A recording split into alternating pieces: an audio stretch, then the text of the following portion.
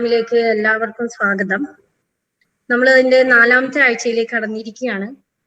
ഇന്ന് നമ്മുടെ കൂടെ ഉള്ളത് നിജിൽലാലാണ്. നിജിൽലാൽ മുമ്പ് ഇവിടെ പഠിച്ചിട്ടുള്ള ആളാണ്. എക്സ്പെരിമെന്റൽ ഓപ്റ്റിക്സിൽ റിസർച്ച് ചെയ്യുന്ന ആളുമാണ്. അപ്പം നിജിലിനെ ഇൻട്രൊഡ്യൂസ് ചെയ്യാനും ഈ പ്രോഗ്രാമിനെ പറ്റി സംസാരിക്കാനും വേണ്ടി ഹരീശ്വരൻ സാറെ ക്ഷണിക്കുന്നു. ഒരിക്കൽ കൂടി സുരേഷ് സാർ നമ്മുടെ ഇന്നത്തെ റിസോഴ്സ് പേഴ്സൺ നിജിൽലാൽ ഉൾപ്പെടെ എല്ലാ പാർട്ടിസിപ്പൻസ് ഇൻ ഫിസിക്സ് എന്നുള്ള അലുമിനി അസോസിയേഷന്റെ വെബിനാർ സീരീസിലേക്ക് സ്വാഗതം. നമ്മുടെ ഫിസിക്സിലെ അലുമിനി തന്നെയാണ് നമുക്കറിയുന്ന പോലെ ഓരോ ആഴ്ചയിലെയും നമ്മുടെ റിസോഴ്സ് പേഴ്സൺ. ഇന്നത്തെ റിസോഴ്സ് പേഴ്സൺ നിജിൽലാൽ ആദ്യം നമ്മൾ തുടങ്ങിയ ദിവസം ഫസ്റ്റ് വീക്ക് തന്നെ നമ്മളോട് സംസാരിച്ച ആളാണ്. നിജിൽലാലും ജിഷ്ണു സായും കൂടെയായിരുന്നു towards A career in physics എന്നുള്ള പ്രസന്റേഷൻ നടത്തിയത്. അതിനുശേഷം നമ്മൾ കഴിഞ്ഞ ആഴ്ച അതിന്റെ ഒരു എക്സ്റ്റൻഷൻ പ്രോഗ്രാം പോലെ ഫിസിക്സ് അലൂമിനിയുടെ വകയായിട്ട് ഒരു വെബ്സൈറ്റും നമ്മൾ ഓപ്പൺ ചെയ്തിട്ടുണ്ട്, ലോഞ്ച് ചെയ്തിട്ടുണ്ട്. അതെല്ലാവർക്കും അതിന്റെ ലിങ്ക് ഷെയർ ചെയ്തിരുന്നു, ഫിസിക്സ് റിസോഴ്സ് ഹബ് എന്നുള്ള. അപ്പൊ അതിന്റെ പ്രവർത്തനത്തിലും ആക്റ്റീവായിട്ട് പങ്കെടുത്ത ആൾ കൂടിയാണ് നിജിൽലാൽ. 2012 നമ്മുടെ BSc ബാച്ച്, നമ്മുടെ ഫിസിക്സ് ഡിപ്പാർട്ട്മെന്റിന് BSc ഫിസിക്സ് കംപ്ലീറ്റ് ചെയ്തത്. ആ വർഷം ജാമിന് ഓൾ ഇന്ത്യ റാങ്കോടുകൂടി, ടോപ്പ് റാങ്കോടുകൂടി IIT ബോംബെയിലാണ് MScക്ക് ജോയിൻ ചെയ്തത്. 2014 MSc കഴിഞ്ഞു. 2014 മുതലുള്ള 5 വർഷം 2019 വരെ അഹമ്മദാബാദിലെ ഫിസിക്കൽ റിസർച്ച് ലബോറട്ടറിയിലായിരുന്നു നിജിൽലാലിന്റെ റിസർച്ച്. PhD എടുത്തിരിക്കുന്ന എക്സ്പെരിമെന്റൽ ക്വാണ്ടം ഒപ്റ്റിക്സിലാണ്. PhD കാലയളവിലും പിന്നീട് തുടർന്നുമായിട്ട് 7ഓളം ഇന്റർനാഷണൽ റിസർച്ച് ജേർണൽ പേപ്പേഴ്സ് നിജിൽലാലിൻ്റെതായിട്ടുണ്ട്. ഇത് കൂടാതെ 4ഓളം പേപ്പേഴ്സ് ജേർണലിൽ സബ്മിറ്റ് ചെയ്തിട്ടുണ്ട്. കൂടാതെ കുറെ അധികം കോൺഫറൻസിലും സിമ്പോസിയത്തിലും ഒക്കെ ആയിട്ട് പേപ്പേഴ്സ് പ്രസന്റ് ചെയ്തിട്ടുണ്ട്. MSc കഴിഞ്ഞ ഉടനെ തന്നെ ഓൾ ഇന്ത്യ റാങ്ക് 56ഓടുകൂടി ഗേറ്റ് ക്വാളിഫൈ ചെയ്തു നിജിൽലാൽ 2014. 2 വർഷത്തിനുള്ളിൽ 2016 ജോയിൻ CSIR UGCയുടെ നെറ്റ് ക്വാളിഫൈ ചെയ്തു. ഓൾ ഇന്ത്യ റാങ്ക് 13ഓടുകൂടി നെറ്റും ക്വാളിഫൈ ചെയ്തു. റിസർച്ച് കംപ്ലീറ്റ് ചെയ്തതിനു ശേഷം 2019 നവംബറോടുകൂടി നിജിലിന്റെ റിസർച്ച് കംപ്ലീറ്റ് ചെയ്തു. തുടർന്ന് ഏതാണ്ട് ഒരു വർഷമായി ഇപ്പോൾ ഫിസിക്കൽ റിസർച്ച് ലബോറട്ടറിയിൽ തന്നെ പോസ്റ്റ് ഡോക്ടറൽ ഫെലോ ആയിട്ട് വർക്ക് ചെയ്യുകയാണ്. നിജില് ഇന്ന് നമ്മളോട് സംസാരിക്കുന്ന ഏരിയ, നിജിലിന്റെ റിസർച്ച് ഏരിയ തന്നെയാണ് ക്വാണ്ടം ടെക്നോളജി വരുന്ന, എക്സ്പെരിമെന്റൽ ക്വാണ്ടം ഒപ്റ്റിക്സ് വരുന്ന ഏരിയ ആണ് twisted single photons and their applications. അപ്പൊ ഈ ഫീൽഡിനെ കുറിച്ച് സംസാരിക്കാനും നിങ്ങളോട് ഇന്ററാക്ട് ചെയ്യാനും വേണ്ടി എല്ലാവരുടെയും പേരിൽ നിജിൽലാലിനെ ക്ഷണിക്കും. Thank you, Hari sir. Yeah, I think the slides are visible to everyone. It's visible. Yeah. So, good morning, all of you. I'll be starting with a brief introduction on what are single photons and what are twisted single photons, and then I'll be moving forward to their application. So, I'm Nijill and I work in Quantum Technologies Lab in Physical Research Laboratory, Ahmedabad. I have completed my PhD under the supervision of Professor R.P. Singh, and I'm glad that I could be present today to be a part of our Pathways in Physics program, and as an alumni, I can give back to our alma mater. So this would be the overview of the talk today. So in the introduction, I would be talking about orbital angular momentum of light in general, and then the statistics of photons and heralded single photons in particular, and then twisted photons as in the title of the talk, and the entanglement, quantum entanglement in such photonic systems. Also, I'll be talking a little elaborately on photon statistics, their classification of photon sources, observation of anti-bunching, especially in the case of twisted photons, and how to engineer the twisted photon orbital angular momentum. I'll also be talking on entanglement of photons in polarization and OAM, and with a particular importance to entanglement of indistinguishable particles, as well as the duality of entanglement. Then I'll move forward to a few applications of twisted photons. So before going to twisted photons, let's first talk about optical vortices in general. Vortices is a very common concept especially associated with fluid dynamics, and you can see a lot of optical vortices in nature. A few common examples are the whirlpool that we see. So you have a spiraling field which spirals about a center, and at the center you have a singularity. So another very well-known example is the spiraling galaxies or the typhoons, for example. But these examples are from nature, as in systems other than optical systems. So it was Allen et al. Who first observed that there are such spiraling fields in the optical systems as well. In a beam of light, when you consider, you have a spiraling kind of field, which was not considered until like three decades ago. And Nye and Berry experimentally observed such systems where the complex field distribution of the optical field would be following a form of this form, where if you consider the x and y coordinates, where the beam is propagating along the z direction, it would be just represented by x plus iota y to the power L, where this L corresponds to the topological charge of the vortex. So which would be given as how many times the spiraling takes place about the axis of propagation. So the other terms over here are, these are the amplitude terms, and you have the Gaussian envelope term of the beam over here. If you consider a normal laser beam which comes out of a laser source, it will be having a Gaussian profile. So this corresponds to that part. And then you have the propagation, the phase associated with the propagation over here, which is IKZ over here. And you have the radius of curvature phase and a guide phase associated with. So these are the phase terms. So basically, this is a term that determines the singularity at the center of the beam. So if you take a cross section of the beam, which is carrying such an optical vortex, and the simplest example of such would be a Lagrange Gaussian beam, which follows the Lagrange Gaussian, for which the amplitude term follows the Lagrange Gaussian polynomial.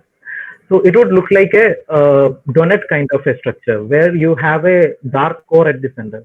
So this is the point of singularity, like you see in the case of a whirlpool or the galaxy center or the typhoon center. So since the phase is undetermined over here, no photon can exist in this area, and the photons would be distributed over this ring region or this annular region about the center. So such vortices can be generated using different techniques. One commonly executed technique is using holograms. So if you take the hologram pattern of a plane wave and an optical vortex, it would give you this kind of a forked pattern. So by displaying a normal laser light onto this one, you can generate this kind of a vortex beam. If you look at the phase profile of this one, it would give you this kind of a pattern where the phase varies from 0 to 2 pi. That will be more clear when I give you another example over here. So consider the normal planar light that we will be having in the optics laboratory. So that would be having planar wavefronts. So you might be familiar with the idea of wavefronts. So the points which are having the same phase, you can associate that with a plane. And if you look at the normal laser beam, that will be consisting of planar wavefronts. So if you consider the laser beam or the electric field corresponding to the laser beam as varying as the sine wave, which can be seen over here, you can see the dark plane correspond to the trough region, and the lighter region corresponds to the crust region.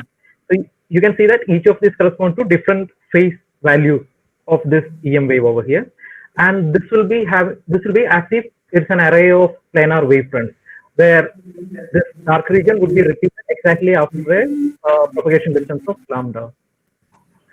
Excuse me, there is some noise coming in the background. I guess somebody's microphone is on, probably. Yeah. If you could switch off the microphone, that would be helpful. So this is the case of a normal planar field. When we consider the optical vortex, you know the Poynting vector, which is given by E cross H, which would be normally directed along the axis of propagation. But in the case of an optical vortex, it is as if you have taken these planar wavefronts and you have given it to twist about the central axis, and the wavefront or the points of same phase or the plane of same phase would now be like a spiraling pattern instead of these separated planes over here, which were lambda separated. So these dark planes which is coming over here, which may correspond to say minus pi phase, would now be forming the spiral pattern over here.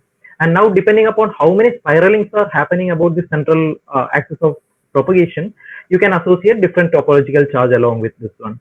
So if they are like the case that we were discussing earlier, if they are separated and there is no twist about the center, you can say that the charge is 0, which would just be a planar wavefront. It would be a plane wave Gaussian beam. And if there is a single spiraling about the axis, that would be an optical vortex having charge 1. If there is a double helix kind of a structure, that would be an optical vortex of charge 2, and vice versa. You can have a charge 3 optical vortex. The phase distribution would look like this. You can go and refer to this article for a detailed description on these. Now coming into light, the question that what is light have been pondering people since the beginning of time, just from a quantity which manifests or which helps us in seeing objects. What exactly is light? That was a question, and Newton tried to answer it with the corpuscular theory that it is consisting of particles. Then Huygens explained almost all the classical observable effects like interference, etc., using the wave theory. And then came Planck's quantization and Einstein put forward the photoelectric effect, which later on led us to the dual nature of light, that it can exist as both, it can show both particle as well as wave properties, depending upon what you are trying to measure. So we'll look onto the photon picture of light because we are dealing with the quantum optics over here, and we'll see how the photon statistics or the number statistics of these sources vary and how we can utilize them for different applications in quantum information processing, as well as use their orbital angular momentum. So first, going to understand the photon sources, or to say single photon sources, let's first consider why this is important in terms of quantum information processing. So you know that information theory is quite extensive and it has developed considerably over all these past decades, and we encode information in terms of bits, classical bits, where it can be seen as zeros and ones. So the advantage of using quantum systems as qubits is that instead of 0 and 1, you can have superposed states of 0 and 1 as well. So normally, if you consider an electrical signal to encode information, you would be having, say, either plus 5 volt or 0 volt as your up and down, the binary signal, zeros and ones. Where in the case of a quantum system or a quantum bit, you can have the intermediate states or the superposition of these as well. This evokes an entire range of possibilities as such. So you can say in classical computing, you only can explore two particular points, where one is 0 and another is 1, where in quantum computing, you can explore the whole new possibilities of all these superposition states of zeros and ones. So a qubit can be expressed as a general expression would be of this form, cos theta by 2 0 plus there would be a relative phase term e to the power I phi, and sin theta by 2 1, where 0 and 1 are your form the basis of your qubits over here. So this can be represented by the cubic block sphere, which is sort of represented over here. You have zeros and 1 over here, and all the intermediate superposition states of these two can be represented by the surface of this sphere. So using qubits allows us to utilize certain properties which are inherent to quantum mechanics, such as the superposition of these states, entanglement, especially for communication and secure communication. And there is a non-clonability, which further again ensures the security here. So the non-clonability or no-cloning theorem states that you cannot copy an arbitrary quantum state without destroying the information. So that makes eavesdropping to information transfer using quantum states nearly impossible. So these qubits can be used for different applications such as quantum computing, communication, and key distribution, as I was saying, quantum sensing, quantum random number generation, etc., etc. So people have been looking for different candidates to be used as such qubits, such as solid state devices, isolated atoms, and photons have been proven to be a very desired candidate to be used as qubits. The thing is that you need to have single photon sources for that to ensure that you have a single quantum system at hand. So these single photon sources are necessary in implementing various quantum protocols, which ensure secure communication as well as secure key distribution. For this one, what we need is one photon at a time on demand kind of sources, not like a continuous laser source, continuous wave laser source, but you need one photon at a time. Usually, scientists, experimentalists have tried to achieve them using attenuated coherent sources, where you have a pulsed coherent laser source, a pulsed laser source, and you reduce the intensity, attenuate the intensity to such a level that you can assume that within a pulse there is almost or less than one photon present. So that can be used as an alternative for these kind of single photon source, but they are not ideal. They are still coherent sources, as the name itself suggests. Then there are true on-demand single photon sources where you have quantum dots or trapped isolated atoms or ions, or like Anjusha was discussing in the first talk of this series, the defect centers in diamonds, etc. But a convenient and more established method is heralded single photon sources, which are generated from a nonlinear optical process. Well, before going in detail about it, let's see what qualifies as a single photon source. So the number statistics or the photon number statistics would be a good stage to see whether it qualifies as a single photon source or not. So let's say these small circles over here that you're seeing, let's assume that these are photons coming one after another in your beam. So imagine that you're zooming into your laser beam and you are being able to reach up to a level where you can individually see the photons, even though that would not be the practical case. But say you are seeing these photons coming one after another. So you make certain bins in such that you have a few of them in each of these bins. And you basically count how many photons are falling in each of these bins, which would give you the statistical distribution of numbers or number of photons in each of these bins. Now, depending upon how they are distributed, you can classify these sources as different types, where the first one is called super Poissonian, which should be having a variance of this distribution, which is larger than the mean photon number per this bin.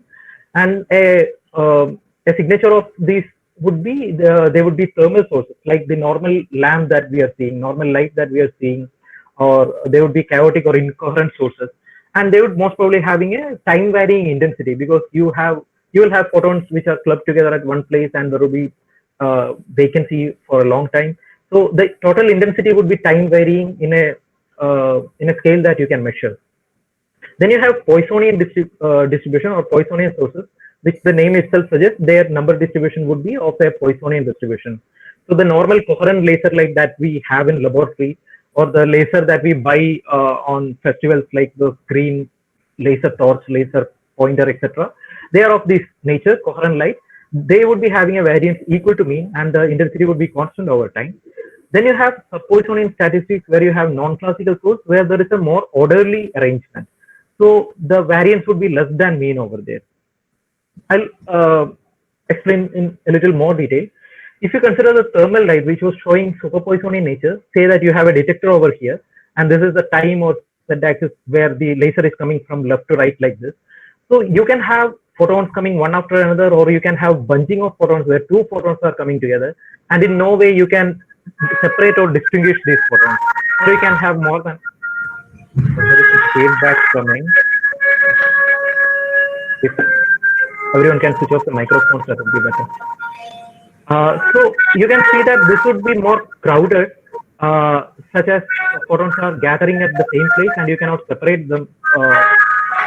And if you consider a coherent light, where it is the normal laser source that we are using in lab, these would not be bunched as like this, but this will be having a more random distribution over time or as it propagates.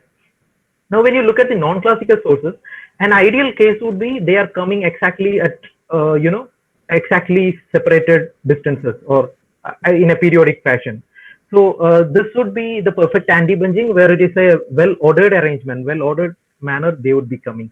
So in practical systems, there would be slight deviations from here, but it wouldn't be random as the coherent sources, and you can quantify these systems. So this is just a qualitative picture. So looking at the photon statistics, I think in the last talk, Sudhish sir also was saying that you can consider the electromagnetic field as a quantum harmonic oscillator, which would give you the eigenstate in terms of number states, or which would otherwise be called Fock states. So a general representation of coherent state in this representation in terms of Fock state, would be of this form, and this is called the minimum uncertainty state. I hope you remember from the last talk. So if you represent this coherent state in a quadrature space, where these x1, x2 correspondingly refer to they refer to the dimensionless analogous to the x and p, or the position and momentum. The coherent state can be represented by a phasor in this quadrature space. So you can see over here that the amplitude of this phasor would correspond to, which can be seen as mod alpha square is proportional to the average number of your coherent state. And this phase that you're seeing over here would be corresponding to the phase of your state, phase associated with your state. Now, the coherent state would be the minimum uncertainty state, where you can see that this particular value can be associated with an uncertainty in both of these quadratures, but these would be equal. Delta x1 would be equal to delta x2. So that is the characteristics of the coherent state. But you can have other non-classical states as well, where you can see that since there is an uncertainty relation between this delta x1, between x1 and x2, you can see that if you squeeze on one of these parameters, it would expand in the other one. So similar to this x1 and x2, one can define a number along this line, along the radial direction, because you know that alpha is proportional to n number, and this is the phase. So you can define a number phase uncertainty over here. So if you squeeze them along this radial direction, you can see that it gets elongated along the polar direction or the azimuthal direction, which gives you an amplitude squeezing, or squeezing in terms of number, and vice versa. You can squeeze it along the azimuthal direction, and that gives you a phase squeeze state. So these are examples of squeeze states, which finds application in generating single photon sources as well as in enhanced quantum sensing, measurement, etc. So looking at the number statistics, like I was saying, you can have these non-classical coherent and thermal sources. The coherent state source would follow a Poissonian distribution, the red line over here, as we've seen before. The thermal source would be having an increased variance. So the uncertainty in numbers would be larger for the coherent source because you have bunching, as you have seen before. And for non-classical sources, the uncertainty is reduced compared to a coherent source. So that is a green dotted curve over here. And for an arrangement, as you can see over the bottom, where you have a periodically spaced photons which are coming as in an ideal single photon source, this green dotted line would be a delta function centered at whatever the average photon number is. So let's come to what we deal with. We deal with heralded single photon sources, not an ideal single photon source as we were talking before. So here you pump a nonlinear crystal with a classical coherent laser beam of usually of 405 nanometer over here, and it undergoes a particular nonlinear process called parametric down conversion, and it generates two photons simultaneously by following these phase matching conditions. So their energy should be such that omega p is equal to omega s plus omega I, where p corresponds to pump and I and s corresponding to signal and idler. That is how these two photons are generally referred to, and their momentum should be such that ks plus ki is equal to kp. So that defines in which direction the idler photon and signal photons are generally going. So for a general non-collinear case, you would be getting a ring kind of big thing. So because you know that this is possible in the Hall 3 dimension, and it would be forming a cone. And if you take a cross section over here in a camera, you can see this ring over here. So at each diametrically opposite point in this ring, say here, say here as well as here, you can see that if one of the photon is going here, the corresponding pair would be reaching at the diametrically opposite point. So this is type 1 SPDC process where both of the photons will be having the same polarization. There is another process called type 2 SPDC where these two photons would be having different polarizations, such that H and V, and because of the birefringence effects and walkout, you can see that they would be forming two different rings, and where they are crossing, you can see these intersecting points, and that is where we usually select to see the entanglement in this case of type 2 process, because you cannot say exactly whether a photon at this intersection is coming from this ring or this ring. So that gives you a superposition of these two polarizations over there. So if you consider the joint number state representation for these states or two more squeeze states which are coming over here, you can represent them as, this is the coefficient C, say C00 corresponding to 00 and so on. So 00 means that there is no photon coming in these two outputs. So it is basically vacuum. We can ignore that because that is not of our interest, because those are vacuum states. Then you have ideally one and one photons here, one photon here and one photon here, following this distribution with a probability proportional to mod C11 square. You can also have two photons going here and two here, but the probability corresponding to these C22 or C33 values or these coefficients are pretty low. So what would be only considering is the second term, where you have one photon going here and the corresponding pair is going to the other arm, and that is what we consider the heralding. So how heralding helps in obtaining single photon sources? Like I was saying, if a photon is coming in the idler arm here, the corresponding pair is going over here. So provided that you have put a detector over here and you have made a detection simultaneously or within a coincidence window here, you can be sure that it is from the corresponding pair. And this simultaneous detection actually makes it a single photon detection. So it's not a true single photon source, it's a probabilistic source. But this heralding actually helps us in achieving a single photon source from this conditional detection. And this is extensively used in quantum information protocols because of its stability, that it can be easily implemented, it can be easily set up in a lab, etc. And the single photon nature could be confirmed by the second order correlation, that you take the correlation between these two with giving a delay to one of these photons, and you can verify that when the delay is 0, you have maximum correlation between these two. So coincidence is actually corresponding to whether you are detecting a photon here given the detection on the other. So that means coincidences.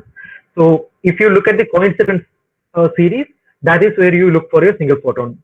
So individually, these, if you only look at the S here, it is a thermal source.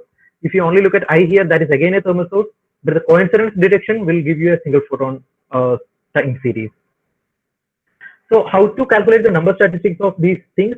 So this is the setup. You have the laser coming in. You have a nonlinear crystal, which is bismuth borate, as you can see over here. You have two photons coming in, which is coupled to fiber couplers, and then to fibers over here, which goes to single photon counting modules, which are our photon detectors. You can use photon multiplier tubes as well, which would be available in most of the MSc labs. And the other setup is an oscilloscope, which is also available in almost all the labs. So this is an experiment that even you can do for a coherent source. If you don't have the nonlinear crystal like this one, you can do the same setup for a coherent source, and you can check for the statistics, and you can verify that it is a Poissonian.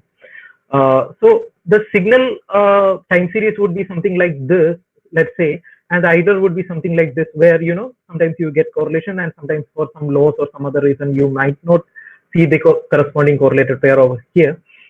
But anyway, you take either of these signal and you convert that into a binary using a code which is written over MATLAB. And then, as I was discussing earlier, you do time binning, and you basically count how many detections are taking place in each of these bins. So as you can see, it is 1 over here. In the next bin, it is 2. In the next one, it is 2 again. Here, it is 1. Or you can decrease the number of bins so that you can have a better idea about it. But the statistics shouldn't vary even if you change the size of the bin. So the source code to analyze this oscilloscope data, to convert into binary and do the binning and all, available publicly at this GitHub in this repository. Also, you can refer to the paper which is given over here to see how it is being done. And as I was saying, for a coherent source, you can directly get this data from your lab using a photomultiplier tube and an oscilloscope, and you can verify the Poissonian nature for yourself.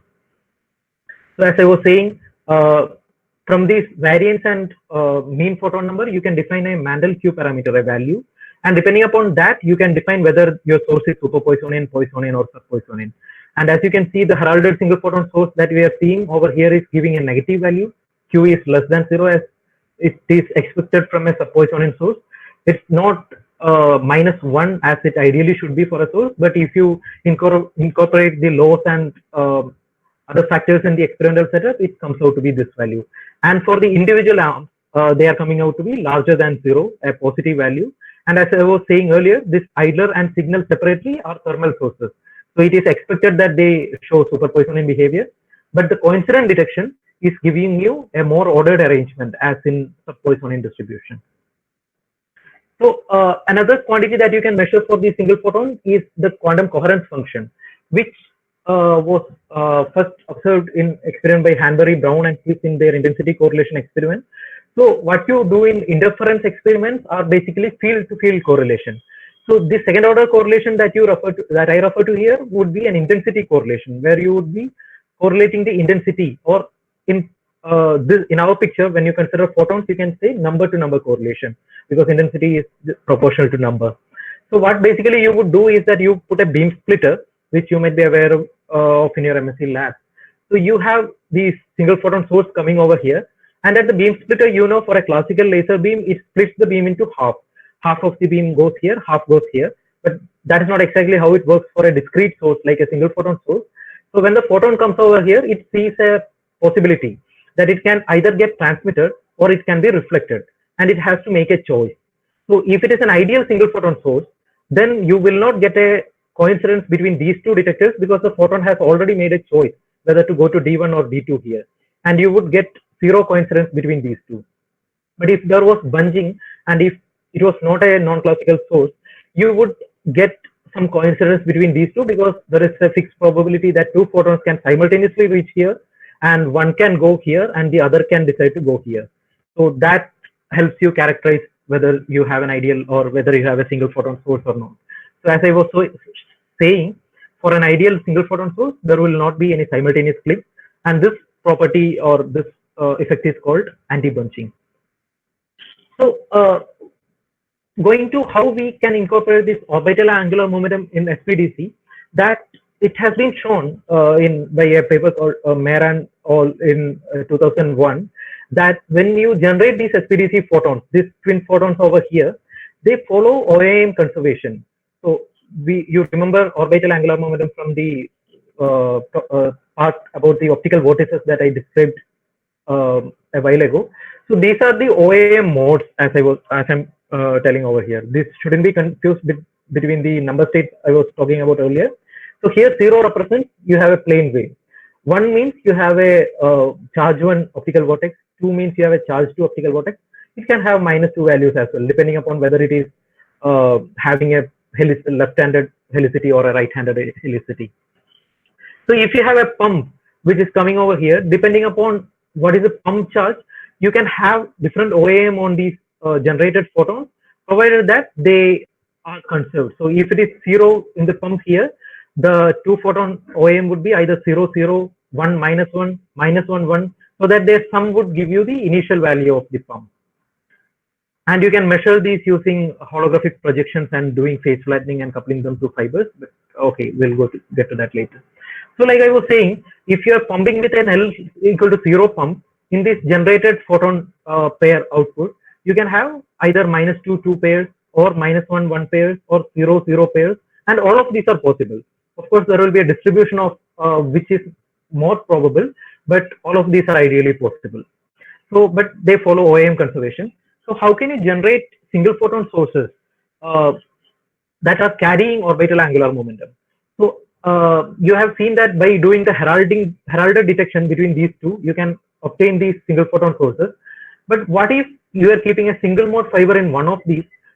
So a single mode fiber is having a very small core diameter, and it will be only coupling to the fundamental Gaussian mode, which corresponding to L equal to 0. So out of all these possibilities, if you put a single mode fiber here, it will only be coupling to 0 over here, and you can outrightly see that in the next term, all the photons which are coinciding with this one, or which are falling simultaneously with this one, would be only those which are carrying the orbital angular momentum of the pump, which are L equal to LP, because only zero LP would be associated with 0, so that you can get you can add those to get the pump OAM over here. So if pump is having LP, this would be 0 and LP because you have projected on single mode fiber here. And the CIJs denote the probability amplitude of measuring these twin photon states in an arbitrary state ij. So to measure the quantum coherence function, you have to make a 3D detector measurement, as I was saying earlier. This one is being used for Haralder detection, and you put a beam splitter over here, and you take the coincidence between these two with a Haralder detection with this one. So if it was a single photon source, only this line would have been enough. But since this is a twin photon state and we are doing Haralder detection, you have to make a detection over here, and along with that, you have to see for the coincidence between these two. And had this been an ideal single photon source, ideal Haralder single photon source, you wouldn't get any simultaneous detection between these two, provided a detection over here. So this would be the expression for the second order correlation function in terms of the positive and negative frequency parts of the electric field, the operators. And you can see that this would correspond to the creation of operator and annihilation operator, etc. And yeah, that would tell how the anti-budging is happening over here as well. But we can go to a simpler picture when this can be expressed in terms of probability. So the G2 at a time 0 can be expressed as the probability that you have a simultaneous detection between all three of them, normalized by a detection probability between AB and AC. So you can have different expressions over here. I wouldn't go to the details. You can refer to the paper for that one. So this would be the experimental setup of what I was showing earlier. And to observe or to get different single photons having different OAM, we would be changing the pump OAM, because we know that when we are putting single mode fiber here, whatever the single photon that we are obtaining here, along with this one, would be carrying the pump OAM. So if you change the OAM of the pump, which is a coherent laser beam, you can obtain different OAM values for the Haralder single photon that you are detecting over here. And when you give a delay in one of these arms, that would be equal to the case of putting a delay that we are discussing earlier. And you can see the G2 of tau plot that I have shown here, that the correlation is almost equal to 0.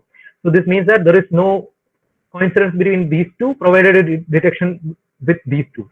But it is important to note that there is always a detection between these two if you are not doing the conditional detection, because this itself, or this as such, is a thermal source.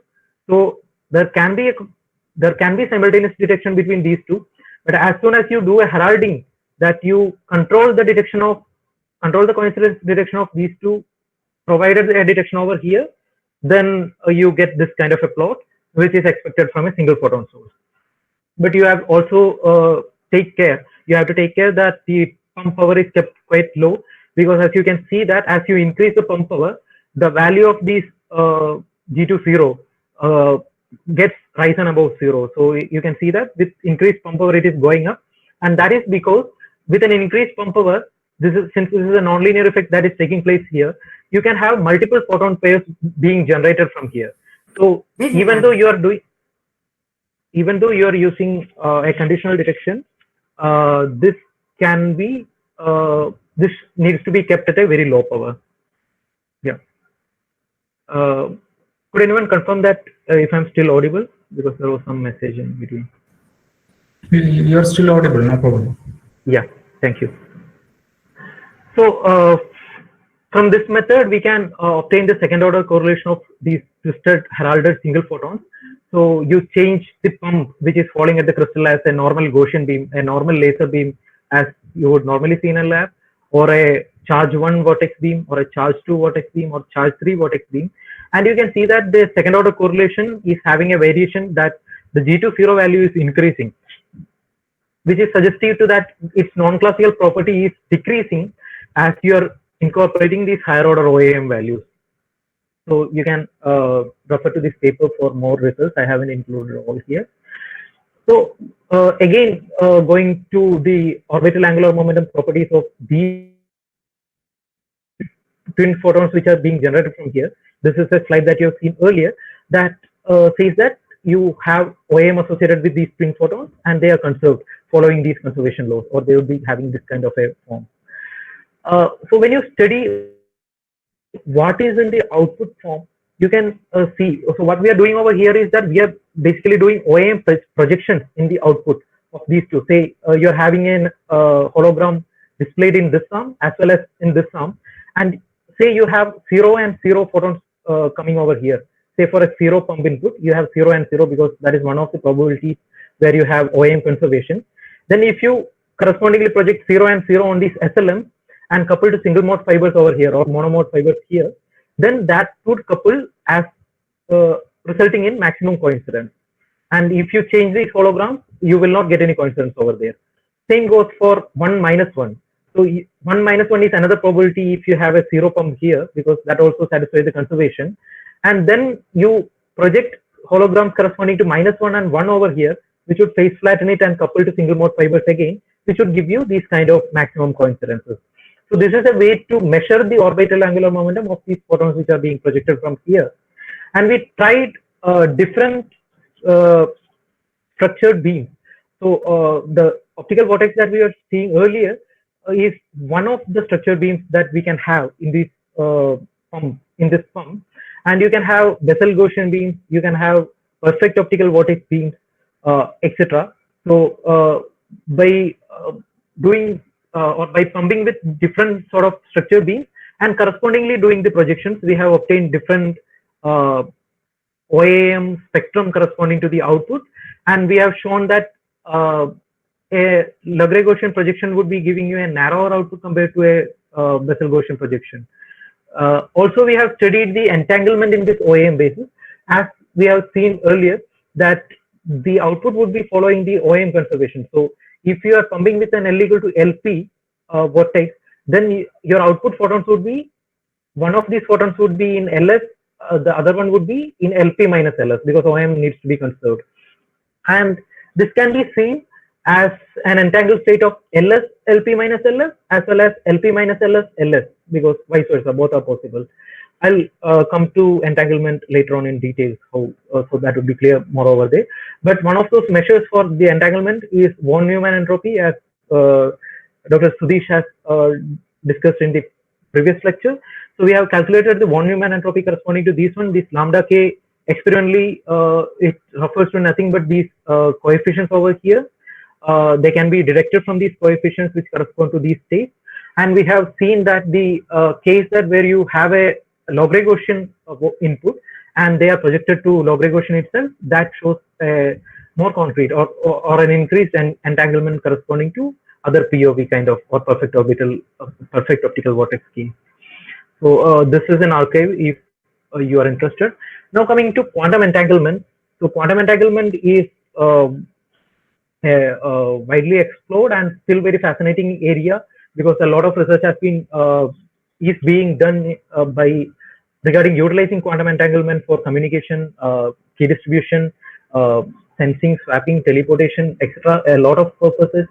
So basically defining this, you can consider two subsystems, let's say A and B, which whose states can be described as phi A and phi B, which belong to a Hilbert space HA and HB respectively.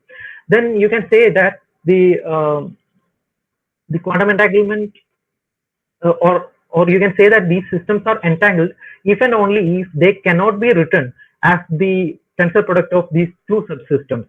So in a way that you can separate them into their subsystems if you can write in this form, and when that is not possible, you can say that they are entangled.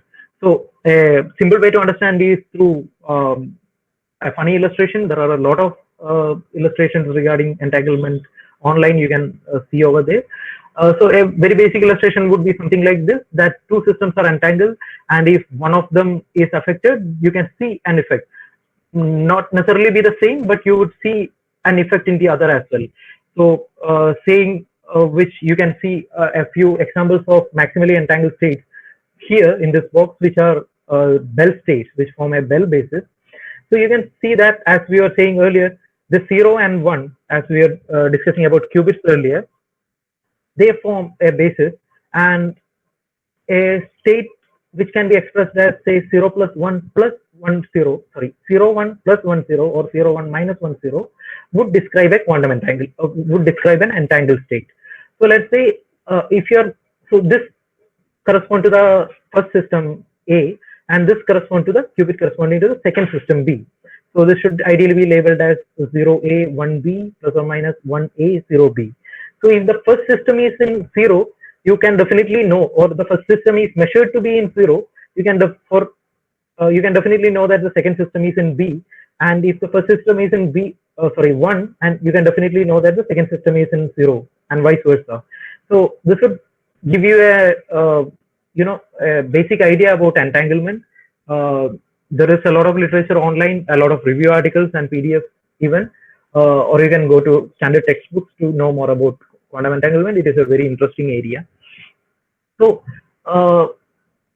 for say for two space-like separated subsystems A and B, like I was saying earlier, a measurement on the subsystem A would immediately cause the subsystem B to collapse into a corresponding state. So if A is measured to be in a state phi A, then you for sure know that B is in the state phi B, if it can be expressed in this kind of a state. But this arises when it was proposed earlier in the famous EPR paper by Einstein et al. Whether this, whether such kind of systems pose as pose a questions towards the completeness of quantum mechanics, whether it questions the idea of realism and locality, etc. But is there a seemingly violation of causality?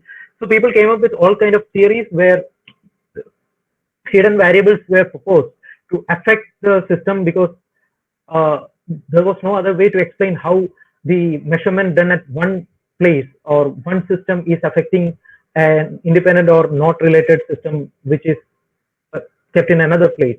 So they came up with hidden variable theories and all, but then came Bell with his famous Bell inequality, which put a bound on all those classical hidden variable theories, that they should follow a certain inequality, that all those theories would give you a value for this corresponding Bell parameter S, which is less than or equal to 2, and for a quantum system that would be crossing this that would be violating this inequality in a way to give you a value which is larger than 2. And the systems which are entangled like this are shown to be violating the Bell inequality, which thereby putting quantum mechanics, or by proving that quantum mechanics or the existing theories of quantum mechanics were still valid, and there was no question of completeness as such. So coming to entanglement in SPDC, so as we were discussing earlier, this has to follow certain phase matching conditions, as in the case of conservation of energy and conservation of momentum. And these twin photons which are being generated, just like they are correlated, that when one is reaching at this point, correspondingly the other would be reaching at the other point, which is signal over here, that they are correlated in time. Similar to that, these correlated pairs could be, depending upon what your system is, they could be entangled in a number of degrees of freedom, such as polarization, their position, their orbital angular momentum, their time, frequency, etc., path. There are a lot of different degrees of freedom that people are exploring to see entanglement. So just to list out a few, to obtain a polarization entangled system from these spontaneously parametric down converted photons, you can have a few systems, 3 of which I have described over here. You can put 2 crystals. So as I was saying earlier, they have to follow certain polarization correlations as well, depending upon whether they are type 1 or type 2. In case of type 1, both of these output photons would be having same polarization. So what you would do is that you would put 2 crystals which are kept orthogonal to each other, and you come with a diagonal state H plus V. So the H would correspond to V photons in both of these places, both A and B, and V would corresponding to H photons in both A and B. So you would get an HH plus VV kind of a distribution when both of these rings are exactly overlapping. Or you can have type 2 SPDC, where you use a single crystal, single type 2 crystal, and you have different, you have 2 spatially separated rings, one corresponding to H polarization and another corresponding to V polarization. And the points of their intersection, if you select those 2 points, they would correspond to an entangled state, which is of the form HV plus VS. because when H is coming over here, the corresponding one would be V, which is coming over in the other point P. Another one is to use an interferometric method where you put the crystal within an interferometer and you pump from both sides. So one goes like anti-clockwise and the other goes clockwise, and you have twin photons generated in both directions, and you combine them at the beam splitter, and in the output you can have this kind of an HH plus VV setup. So there are all sort of ways you can explore for polarization entanglement. Then you have orbital angular momentum entanglement, as I was describing earlier. These are correlated in OAM. So if I only select the -1 pair here and say 1 and -1 pair here, that gives me a -1 1 plus 1 -1 kind of a pair, which would, so you have to basically filter out certain photons from here. That is one of the disadvantages of using this one, but we'll discuss about a way to maximally use all of these photons as well. Also, these are independently polarized entangled and OAM entanglement. You can have non-separable states of both polarization and orbital angular momentum, which are also called vector vortices. So you have H, L plus V minus L kind of states, which incorporates both polarization and OAM entanglement. So there is all of these sort of possibilities. So going to another particularly interesting topic is the duality of entanglement, or the dualism property of entanglement. As we have seen earlier, a bipartite entangled state, the bipartite means a two-particle entangled state of, say, identical and indistinguishable particles, needs at least two variables to completely describe the state. As I have shown here, when I'm stating this as HH plus VV, there is an invisible label over here. H actually corresponds to photon at A. So this should be read as HA HB plus VA VB. So the first qubit here always corresponds to this A. So there is a spatial separation here which allows you to label these photons. But what if that was not there? That this is now an example of a non-collinear SPDC output. What if this was a collinear output? That, you know, instead of this ring, this is coming out to be a single spot-like thing. So both A and B are falling at the same place, but still you would have entanglement, but you cannot see them because they are not, you know, spatially separated, or you cannot label them in terms of their linear momentum or their spatial position, etc. So what would you do in such cases? So as you can see over here, if you have two variables which are independent of each other such that they are mutually exclusive, then you can see the entanglement in one of them, provided that you can label the photons in terms of the other, or you can label the not necessarily photons, whatever your system is, in terms of the other. So you have an indistinguishable system of photons, as in our case, where you can write it as an entangled state of B, which is some property B, as B1 plus B2 plus B2 plus B1, provided that you have a labeling on A1, and equivalently you can also write them as A1 plus A2 plus A1 A2 plus A2 A1, where you have a labeling over B as B1 and B2. So it is important that these observable corresponding to these variables should be independent of each other. So you can refer to these papers to read more about the entanglement duality.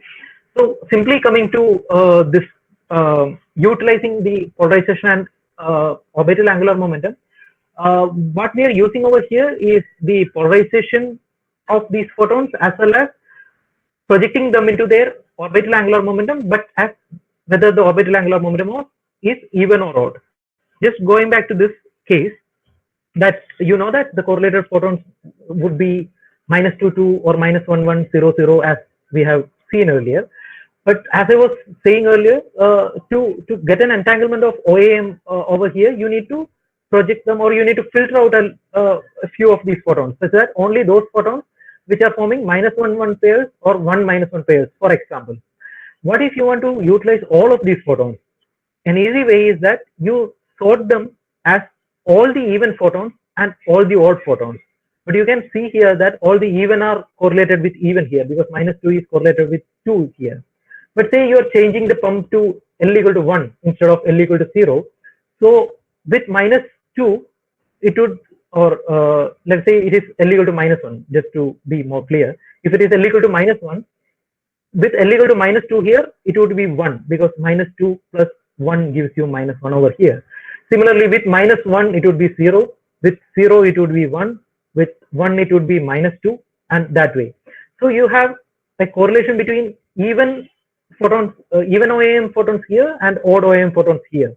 So now you can define a new basis of even orbital angular momentum and odd orbital angular momentum. And whenever you have an even OAM detected over here, you have an odd OAM detected here.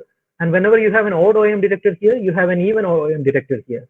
So that now you can write as an entangled state of even and odd OAM state, such that EO plus OE, which basically incorporates all the photons which are having even or odd OAM mode. And we are not filtering in on the OAM as we were discussing earlier. So this increases the efficiency of your setup as such. So the duality property allows us to see the entanglement in polarization if we can separate them in orbital angular momentum as even or odd, or we can see the entanglement in even or odd as if we can separate them in polarization. So the sorting in polarization is very simple. You can just put a polarizing beam splitter, which would only allow H polarization to transmit through, and V polarization would be reflected back. So if you put a PBS on both, if you put a PBS on this collinear output that we were discussing about earlier, then that would be separated as H and V port. So you can now have two ports at the output port of this polarizing beam splitter. So in the H port, if you are measuring even OAM mode, in the V port you would be measuring odd OAM mode, and vice versa.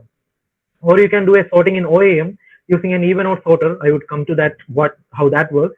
If you are using, if you are sorting in OAM using an even odd sorter, you can see the entanglement in polarization. So in the odd arm, if it is H polarization coming, in the even arm it would be V polarization, and vice versa.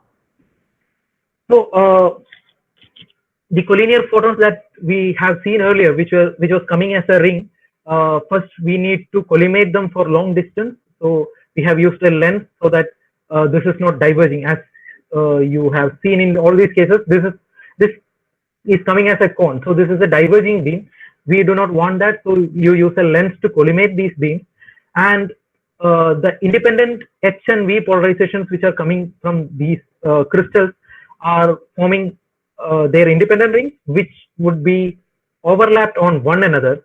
So if you consider a point over here, say on the left hand side, you have a red circle over here. So this has components from both H as well as V, except for the fact that if it is H coming over here, it will be V coming over here, and if it is V coming over here, it will be H coming over here, in that way. Now this is a non-collinear case that we were discussing earlier. Now to make it a collinear source, we have something called quasi-phase matching in the sort of periodically poled crystals that we are using. So adjusting the temperature, you can make them into a spot-like figure, which would be a collinear SPDC output. So as I was saying earlier, you don't have a spatial separation between the H and V cases, or particle 1 and particle 2 over here. Now both this region and this region, which were earlier diametrically opposite, have now come to the same point over here. So they are indistinguishable in these spots. So to see the entanglement in such kind of systems, you need to use the duality. So how does the even odd sorting work? Just to give you an idea.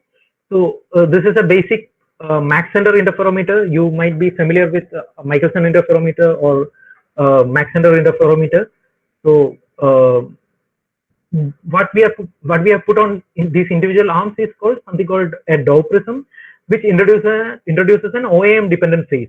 So suppose these Dow prisms weren't here earlier. So you have a photon coming from here, or say even a classical beam coming from here. It will pass through, and on the first, so you have equal number of mirror reflections here. So here it will acquire pi/2 phase, and again a pi/2 phase on this beam splitter. So this will be a destructive port, and this will be a constructive port. So now say you have put Dow prisms over here, and the Dow prism would introduce an L dependent phase as L alpha, where alpha is the rotation of these Dow prisms. So you have a relative rotation of pi over here.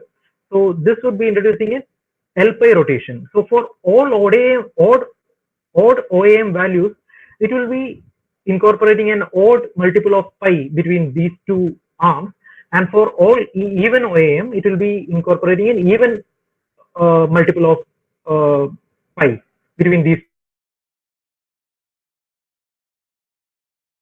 Now pi phase difference, because corresponding to all odd OEMs over here. So what was earlier the destructive port here would now act as the constructive port for all odd OEM values, and what was your earlier constructive port would be now the constructive port for even OEM values.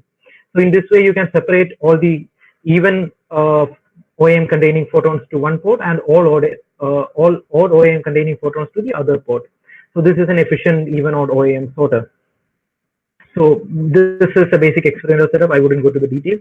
So you have the SPDC process taking place here, and instead of the cone that you were seeing earlier, now you have a collinear source. You use a lens to collimate the beam, and which is sent to a double Mach Zehnder. So instead of the Mach Zehnder here, we have used a folded Mach Zehnder, which is a double Mach Zehnder kind of setup, because this is more stable. Because this is sort of a common path interferometer where both the beams are seeing all the optics. So this is stable towards vibrations, etc. And these two output ports, this should be port A and port B. So port A and port B would now act as your odd and even ports. And if you do polarization projections in these two arms, you can observe the entanglement between these two. And in a similar way, you can do a polarization projection using a polarizing beam splitter. And this is your H port and this is your V port. You can do SLM projections to measure whether it is an even or OAM or odd OAM, which has come over here using phase flattening method. The same can be done here. So you project an even OAM mode here and an odd OAM mode here, and you make sure that you get maximum coincidence and you get minimum coincidence for all other values.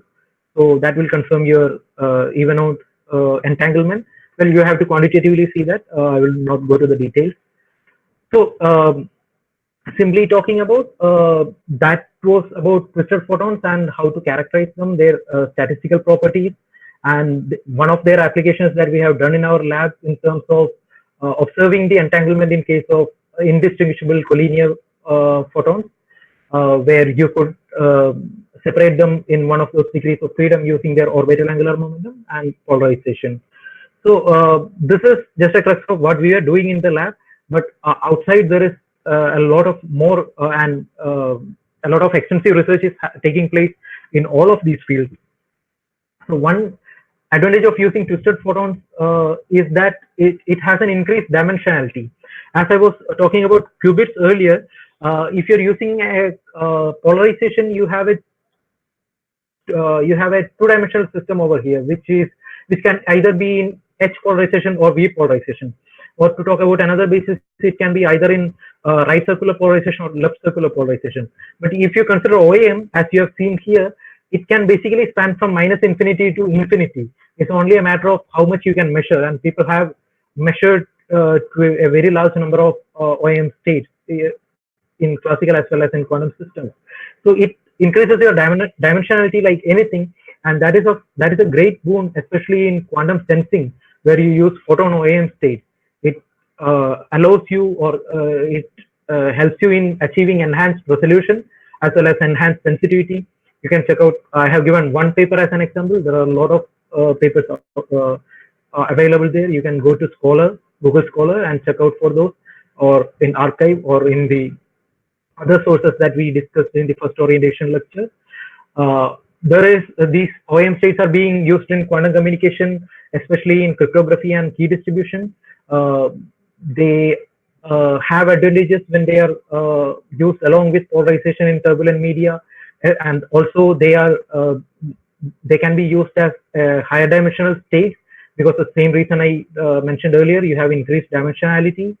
And even there are other applications that the photons OAM from celestial sources such as black holes can provide a new window to the study of cosmos, about the rotational dynamics of those systems, etc., etc.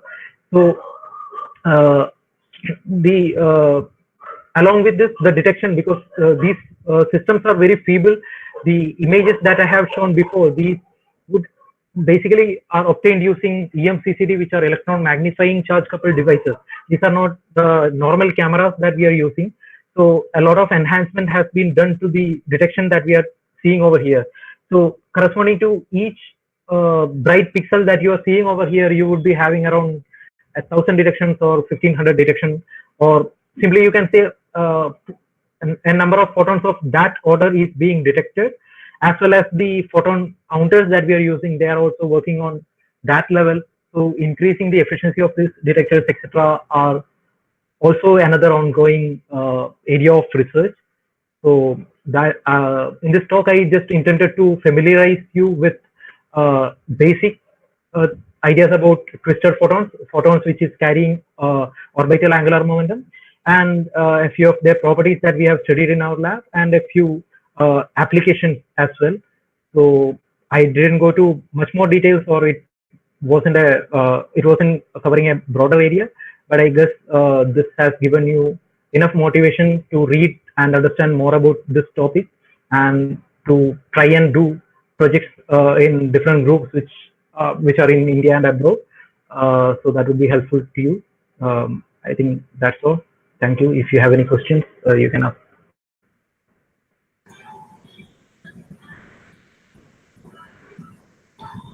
Thank you Nijil. ഇപ്പൊ നമുക്ക് questions ചോദിക്കാനുള്ള സമയമാണ്. Audience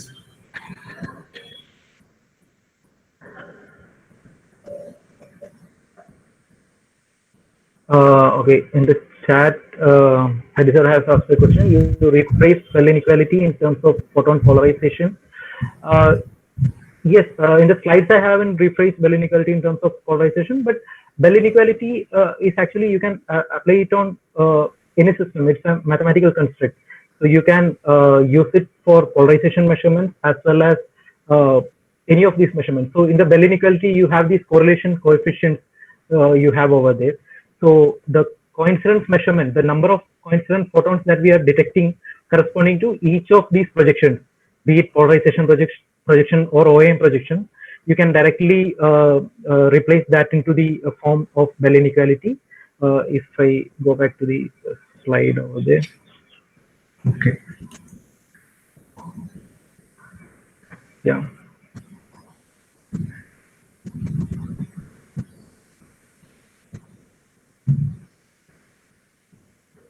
Yeah, over here. So you can see that this C theta chi measurement that we are doing over here, these are basically, this would correspond to the coincidence measurement, the normalized coincident counts that would be obtaining corresponding to each of these orientations. So the theta and chi for a polarization entanglement would refer to the polarization angles that we are keeping in one arm as well as the other arm. Okay. And are there any studies going on in the measurement problem of quantum mechanics using these OAM photons? Right now, I'm not aware of, but if I come across any, I'll share with you. Okay. I mean, particularly using the OAM photons, I'm not aware of, but I'll try to see about it. Now others can ask any questions.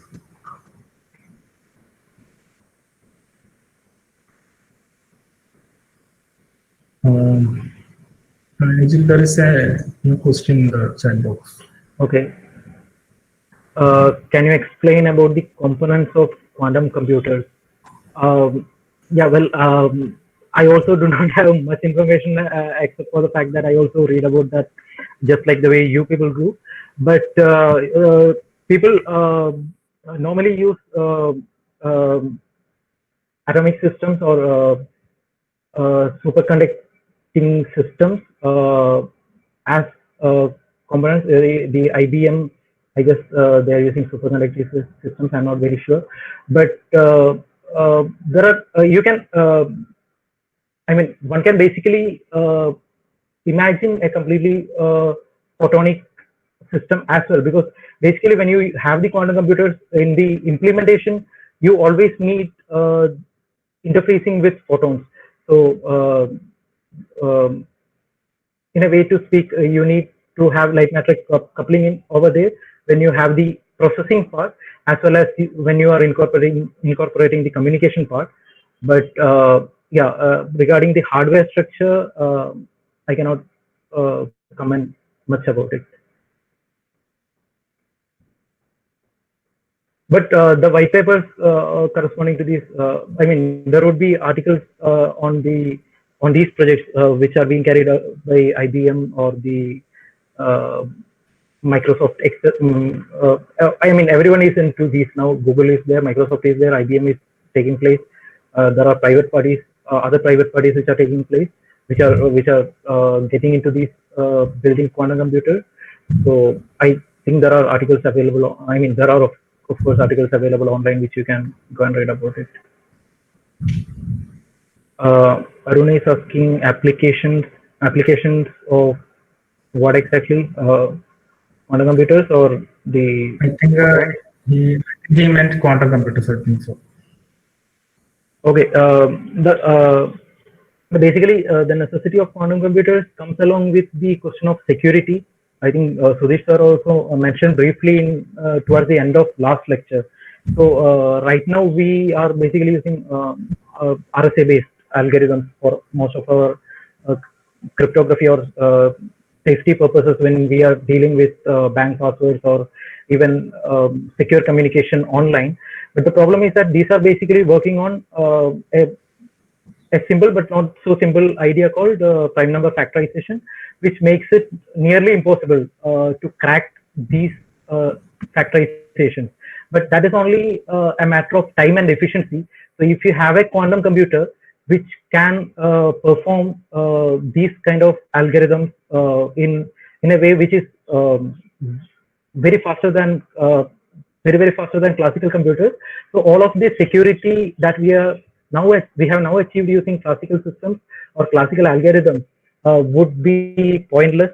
So that is why quantum computers are becoming more and more important. And as well as at the same time, you can have a lot of other applications as well. You can simulate very complex systems using these quantum computers, which are like which can help in AI, artificial intelligence, etc. So at the same time, you need to advance the research in security as well, because once a quantum computer comes in, it means that the security comes into sort of a vulnerability. So you need to have quantum security to compete with that as well.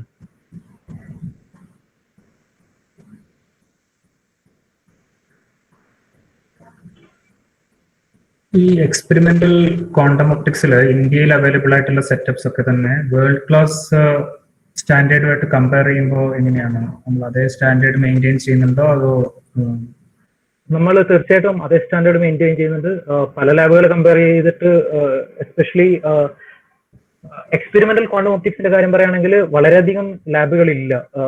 അത് വേറൊരു വിഷയമാണ്. പക്ഷേ അതിൽ ടോപ്പായി നിൽക്കുന്ന ഒരു 2-3 ലാബുകൾ എടുത്തു കഴിഞ്ഞാൽ നമ്മൾ വേൾഡ് ക്ലാസ്സിലുള്ള ഒരുവിധം equipment wise and research wise ആ ഒരു സ്റ്റാൻഡേർഡിൽ നമ്മൾ എത്തി നിൽക്കുന്നുണ്ട്. പലപ്പോഴും നമ്മൾ മറ്റ് പുറത്തുനിന്നുള്ള ആൾക്കാരുമായിട്ട് ഡിസ്കസ് ചെയ്യുമ്പോൾ അവർ ഇതിനേക്കാൾ കുറഞ്ഞ റിസോഴ്സസിൽ ആണ് വർക്ക് ചെയ്യുന്നത്. അത് വേറെ ഒരു കാര്യമാണ്. അപ്പോ ബേസിക്കലി ഒരു non linear crystal which would give you this kind of an correlated photon pair, പിന്നെ അതിനെ ഡിറ്റക്ട് ചെയ്യാനുള്ള സിസ്റ്റം, അത് ഞാൻ നേരത്തെ പറഞ്ഞതുപോലെ ഈവൻ ഒരു ഫോട്ടോ മൾട്ടിപ്ലയർ ട്യൂബ് വെച്ചിട്ടും ഈ എക്സ്പെരിമെന്റ്സ് ചെയ്യാവുന്നതാണ്.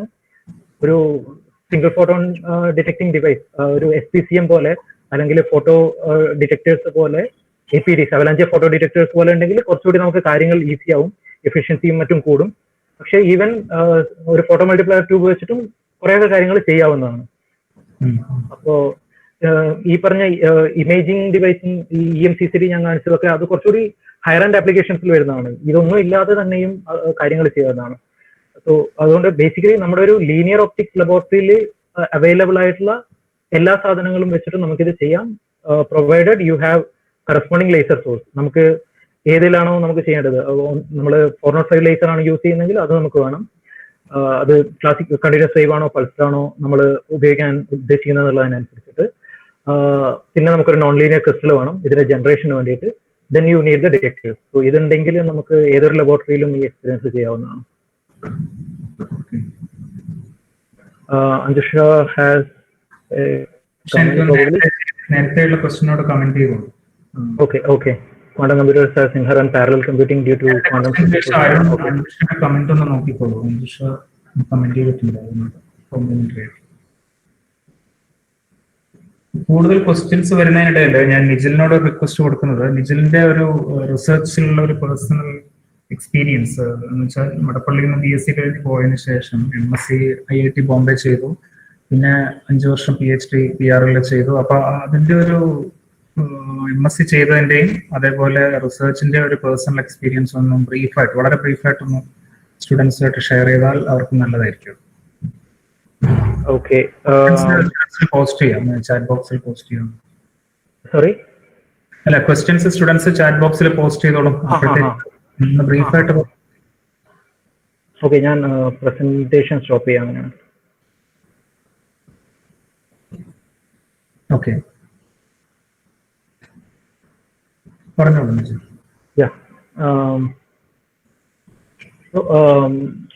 മടപ്പള്ളിയിൽ നിന്ന് തീർച്ചയായിട്ടും നിങ്ങൾക്ക് എല്ലാവർക്കും ഒരു വർഷം കിട്ടുന്നുണ്ടാവുന്നത് പോലെ ഇത്തരം ഒരു റിസർച്ചിന് അല്ലെങ്കിൽ ഇത്തരം കോമ്പറ്റേറ്റീവ് എക്സാംസ് ക്രാക്ക് ചെയ്യാനുള്ള തരത്തിലുള്ള ഒരു എൻവയോൺമെന്റ് മടപ്പള്ളി എല്ലാ കാലത്തും അവിടെ ഉണ്ടായിരുന്നു. അപ്പോ അവിടെ ക്ലാസ്സസിന് പുറമെ നമ്മൾ ഈ പലതും നമ്മളെ ഓറിയന്റേഷനിൽ ഡിസ്കസ് ചെയ്തിരുന്ന കാര്യങ്ങൾ പോലെ തന്നെ നമ്മൾ ഗ്രൂപ്പായിട്ട് ഇരുന്നിട്ട് പ്രോബ്ലംസ് വർക്ക്ഔട്ട് ചെയ്യുന്ന കാര്യമായി കഴിഞ്ഞാലും ടെക്സ്റ്റ് ബുക്സ് വായിക്കുന്ന കാര്യമായി കഴിഞ്ഞാലും അത്തരം കാര്യങ്ങളൊക്കെ അവിടെ പഠിച്ചിരുന്നു. അവിടെ എല്ലാവരുടെയും, എല്ലാ ടീച്ചേഴ്സിന്റെയും, ഞാൻ അവരുടെ പേരെടുത്ത് പറയുന്നില്ല, എല്ലാവരുടെയും വളരെ ഹെൽപ്ഫുൾ ആയിട്ടുള്ള കോൺട്രിബ്യൂഷൻസ് ഉണ്ടായിരുന്നു. അത് കഴിഞ്ഞ് MScക്ക് വന്നപ്പോൾ ജാം ക്ലിയർ ചെയ്ത് IIT ജോയിൻ ചെയ്യുമ്പോൾ IIT ബോംബെ ഒരു one of the top decide institutions ഉള്ള ഒരു എക്സ്പെക്ടേഷൻസുമായിട്ടാണ് MScക്ക് IIT ബോംബെയിൽ ജോയിൻ ചെയ്യുന്നത്. അപ്പോൾ അവിടെയുള്ള റിസർച്ചിനേക്കാൾ കൂടുതൽ അക്കാഡമിക്സിന്റെ ഒരു ക്വാളിറ്റി ഓൾറെഡി അവിടെ ഉണ്ട്.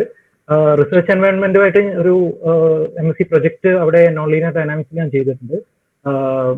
പ്രൊഫസർ പുനീത് പരമാനന്ദയുടെ കൂടെ നോൺ ലീനിയർ ഡൈനാമിക്സിലാണ് അത് ചെയ്തത്. അതിന്റെ ഒരു പേപ്പർ പബ്ലിക്കേഷൻ അവിടെ നിന്നുണ്ടായിരുന്നു. അതാണ് ഒരു ഫസ്റ്റ് റിസർച്ച് എക്സ്പീരിയൻസ് എന്ന് പറയാം. ഈവൻ ദോ നമ്മൾ മടപ്പള്ളിയിലൊക്കെ ഉണ്ടായിരുന്നപ്പോഴും നമ്മൾ പ്രൊജക്റ്റും കാര്യങ്ങളൊക്കെ ചെയ്യുന്നുണ്ടായിരുന്നെങ്കിലും പലപ്പോഴും നമ്മൾ ആ ഒരു റിസർച്ച് ലെവലിലേക്ക് എടുക്കാറുണ്ടായിരുന്നില്ല. അപ്പോൾ അതൊരു എക്സ്പെരിമെന്റൽ ആൻഡ് തിയററ്റിക്കൽ പ്രൊജക്റ്റ് ആയിരുന്നു. ഞങ്ങളുടെ ബാച്ചിൽ തന്നെയുള്ള 2 പേര് ചേർന്ന് ചെയ്തൊരു പ്രൊജക്റ്റ് ആയിരുന്നു. അത് ആക്ച്വലി ഒരു ഡിഫറെന്റ് പെർസ്പെക്റ്റീവ് തന്നു റിസർച്ചിനെ കുറിച്ച്. എന്താണെന്ന് വെച്ച് കഴിഞ്ഞാൽ നമ്മളൊരു അക്കാഡമിക് ആയിട്ടുള്ള കാര്യങ്ങൾ സൈഡിൽ കൂടി നടക്കുന്നുണ്ട്. അതല്ലാതെ നമ്മളൊരു പ്രോബ്ലം കണ്ടെത്തി നമ്മളതിനെ എക്സ്പ്ലോർ ചെയ്തു, അതിലുള്ള പോസിബിലിറ്റീസിനെ കുറിച്ച് നമ്മൾ ചിന്തിച്ചു. മാത്രമല്ല ഇത് തിയററ്റിക്കൽ റിസർച്ചിലും ഉണ്ടാവുന്ന ഒരു കാര്യമായിരിക്കാം, നല്ല കാര്യമാണ്. അതേപോലെ തന്നെ എക്സ്പീരിയൻസിൽ നമ്മൾ ചെയ്യുമ്പോൾ നമ്മൾ ബേസിക് ആയിട്ട് ഒരു പ്രോബ്ലം നമ്മൾ വർക്ക്ഔട്ട് ചെയ്യാൻ ആലോചിക്കുമ്പോൾ നമുക്ക് ആദ്യം ഒരു പ്രോബ്ലം കിട്ടി, നമുക്ക് അതിന്റെ ഒരു മെത്തഡോളജി കിട്ടി. ഒരുപക്ഷെ നമുക്കത് റിസൾട്ട് കിട്ടുന്നത് വരെയുള്ള കാര്യങ്ങൾ നമ്മുടെ മനസ്സിലുണ്ടാവും. പക്ഷെ നമ്മൾ ശരിക്കും ഒരു റിസർച്ചിന് അത് ചെയ്യാൻ തുടങ്ങുമ്പോൾ മാത്രമേ ഇതൊന്നും അല്ലാതെ നമ്മൾ ഒരിക്കലും പ്രതീക്ഷിക്കുക പോലും ചെയ്യാത്ത പല ഡിഫിക്കൽട്ടീസും ഉണ്ടാവാം. അത് ചിലപ്പം വളരെ മൈന്യൂട്ട് ഡിഫിക്കൽട്ടീസ് ആവാം. ഇപ്പൊ എക്സ്പെരിമെന്റ് ഒക്കെ കാര്യത്തിലാണെങ്കിലും നമുക്ക് ചിലപ്പോൾ ഒരു പെർട്ടിക്കുലർ കോമ്പണന്റ് മിസ്സിംഗ് ആയിരിക്കും, നമുക്കത് കാണാനുണ്ടാവില്ല, അല്ലെങ്കിൽ അത് എവിടെന്നെങ്കിലും പുറത്തുനിന്ന് വരേണ്ടി വരും. അപ്പൊ അതിന് എന്താണ് ആൾട്ടർനേറ്റീവ് ആയിട്ട് യൂസ് ചെയ്യാൻ പറ്റുക, അത് അവൈലബിൾ അല്ലാത്ത സാഹചര്യത്തിൽ, അല്ലെങ്കിൽ ബേസിക് ആയിട്ട് വർക്ക് ചെയ്യേണ്ട ഒരു കോഡോ അല്ലെങ്കിൽ മറ്റു കാര്യങ്ങളോ വർക്ക് ചെയ്യുന്നുണ്ടാവില്ല. അപ്പൊ അതിനൊരു വർക്ക് അറൗണ്ട് എന്താണ്. അപ്പൊ ഇങ്ങനെ ഒരു റിസർച്ച് അറ്റ്മോസ്ഫിയറിൽ വരുമ്പോൾ നമുക്ക് ഓരോ മൊമെന്റിലും നമുക്ക് പുതിയ പുതിയ പ്രോബ്ലംസ് വന്നുകൊണ്ടിരിക്കും. നമ്മുടെ ബേസിക് ആയിട്ടുള്ള റിസർച്ച് പ്രോബ്ലം അല്ല ഞാൻ പറയുന്നത്, ഓരോ ഡിഫിക്കൽട്ടീസ് ഇങ്ങനെ വന്നുകൊണ്ടിരിക്കും. അപ്പൊ അതിനെ നമ്മൾ എങ്ങനെ ഹാൻഡിൽ ചെയ്യുന്നു എന്നുള്ളതും അത് ഒരേ സമയം ചില സന്ദർഭങ്ങളിൽ ടയറിംഗ് ആണ്, പക്ഷെ അതേസമയം നമുക്ക് അതൊരു ചലഞ്ചിങ് ആയതുകൊണ്ട് തന്നെ അതൊരു ഇൻട്രസ്റ്റിംഗ് ആയിട്ടൊരു സാധനമാണ്. നമ്മൾ മറ്റുള്ളവരായിട്ട് ഡിസ്കസ് ചെയ്യുന്നു, മറ്റുള്ളവരുടെ ഇൻപുട്സ് എടുക്കുന്നു. അപ്പം ആസ് എ പേഴ്സൺ ഓൾസോ നമ്മളതിൽ ഗ്രോ ചെയ്യും. മറ്റുള്ളവരുടെ ഒപ്പീനിയൻ എങ്ങനെ നമ്മൾ വാല്യൂ ചെയ്യണം, മറ്റുള്ളവരുടെ അഭിപ്രായത്തിലുള്ള നല്ല ഇൻപുട്സ് എടുത്തിട്ട് നമുക്ക് എങ്ങനെ നമ്മുടെ അഡ്വാൻറ്റേജിന് വേണ്ടി യൂസ് ചെയ്യാൻ പറ്റും, മറ്റുള്ളവർക്ക് എങ്ങനെ കോൺട്രിബ്യൂട്ട് ചെയ്യാൻ പറ്റും, അങ്ങനെയുള്ള ഒരുപാട് കാര്യങ്ങൾ ആ ഒരു റിസർച്ചിന്റെ പാർട്ടായിട്ട് അവിടുന്ന് മനസ്സിലാക്കാൻ പറ്റി. അതേപോലെ തന്നെ എക്സ്പെരിമെന്റൽ സൈഡിലും അതേപോലെ തന്നെ ഞാൻ പറഞ്ഞതുപോലെ അതിൽ തിയറി പാർട്ടും കൂടി ഉണ്ടായിരുന്നു. അപ്പൊ രണ്ടിന്റെയും ഒരു ക്രക്സ് അവിടുന്ന് കിട്ടി. അപ്പൊ അതിനുശേഷം ഈ പറഞ്ഞതുപോലെ തന്നെ ഒരു നിങ്ങളോട് ഓറിയന്റേഷനിൽ ഡിസ്കസ് ചെയ്ത പല കാര്യങ്ങളും ഞങ്ങളെല്ലാവരും നേരിട്ട കാര്യങ്ങൾ തന്നെയാണ്. ഈ പറഞ്ഞ നമുക്കവിടെ ഒരു പുതിയ എൻവയോൺമെന്റിൽ ചേരുമ്പോൾ അല്ലെങ്കിൽ ചെന്ന് ചേരുമ്പോൾ ഉണ്ടാകുന്ന നമ്മുടെ ഒരു ഇൻഹിബിഷൻ ആയി കഴിഞ്ഞാലും, നമുക്ക് ഒരു ലാംഗ്വേജിന്റെ പേരിലുള്ള നമ്മുടെ ഡിഫിക്കൽട്ടീസ് ആണെങ്കിലും നമ്മൾ ഇഫക്റ്റീവ് കമ്മ്യൂണിക്കേഷനെ കുറിച്ച് സംസാരിച്ചു. അല്ലെങ്കിൽ നമ്മൾ മറ്റ് സ്ഥലത്തു നിന്ന് വരുന്ന സ്റ്റുഡൻസിനെ അപേക്ഷിച്ച് നമ്മൾ പല ടെക്സ്റ്റ് ബുക്കുകളും കാണാത്തത് കൊണ്ടോ അല്ലെങ്കിൽ അതിലൂടെ നമുക്ക് നമ്മളതിലൂടെ പോകാത്തത് കൊണ്ടോ ഉണ്ടാകുന്ന നമ്മുടെ ഇഷ്യൂസും അത്തരം കാര്യങ്ങളൊക്കെ നമുക്ക് തുടക്കത്തിൽ ഉണ്ടാവും.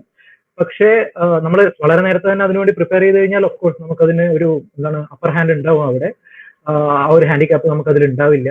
പക്ഷേ അല്ലെങ്കിൽ പോലും നമുക്ക് കുറച്ച് കൂടുതൽ ശ്രമിച്ചു കഴിഞ്ഞാൽ അത് അച്ചീവ് ചെയ്യാൻ പറ്റും. അപ്പം ബേസിക്കലി ആ ഒരു MSc-യിലുള്ള ഒരു എക്സ്പീരിയൻസ് കൊണ്ടും ഞാൻ കുറച്ചുകൂടി ഒരു റിസർച്ചിൽ എന്താണ് കൂടുതൽ മോട്ടിവേറ്റഡ് ആയി റിസർച്ച് ചെയ്യണമെന്ന് ആഗ്രഹിച്ചു. അപ്പോൾ ഈ എക്സ്പ്ലോർ ചെയ്യുന്നതിനിടയിൽ ഇവിടെ ഒപ്റ്റിക്സിൽ വളരെ നന്നായിട്ടുള്ള ഒരു ഗ്രൂപ്പ് ഉണ്ടായിരുന്നു. ഒപ്റ്റിക്സ് എനിക്ക് ഇഷ്ടമുള്ളൊരു വിഷയമായിരുന്നു തുടക്കം മുതൽ തന്നെ. ക്വാണ്ടം മെക്കാനിക്സും ഇഷ്ടമുള്ളൊരു വിഷയമായിരുന്നു, ഇലക്ട്രോണിക്സ് ഇഷ്ടമുള്ളൊരു വിഷയമായിരുന്നു. പക്ഷേ ഈ PR ലേക്ക് വരുമ്പോൾ ബേസിക് ആയിട്ട് ഒപ്റ്റിക്സിൽ റിസർച്ച് ചെയ്യാന്നുള്ളതായിരുന്നു എൻ്റെ ബേസിക് ആയിട്ടുള്ള ഐഡിയ.